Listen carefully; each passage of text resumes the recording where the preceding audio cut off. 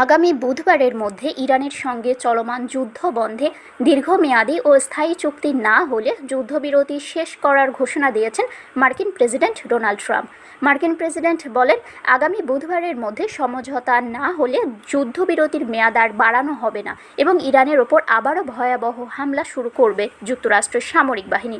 রয়টার্সের প্রতিবেদন অনুযায়ী মার্কিন প্রেসিডেন্টের সরকারি উড়োজাহাজ এয়ারফোর্স ওয়ানের সাংবাদিকদের সঙ্গে আলাপকালে ট্রাম্প এই চূড়ান্ত হুঁশিয়ারি দেন। ট্রাম্প বলেন, আমি সম্ভবত এই যুদ্ধবিরতির মেয়াদ আর বাড়াবো না। ইরানের বন্দরগুলোর ওপর আমাদের অবরোধ কঠোরভাবে বজায় থাকবে। যদি বুধবারের মধ্যে কোনো সম্মানজনক সমাধান না আসে, তবে দুর্ভাগ্যবশত আমাদের আবারও বোমাবর্ষণ শুরু করতে হবে। বর্তমানে যুক্তরাষ্ট্র ও ইরানের মধ্যে 14 দিনের একটি অস্থায়ী যুদ্ধবিরতি কার্যকর রয়েছে, যার মেয়াদ আগামী বুধবার শেষ হওয়ার কথা।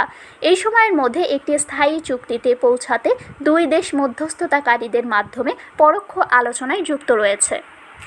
শারমিন শিমু, বরেন্দ্র টেলিভিশন।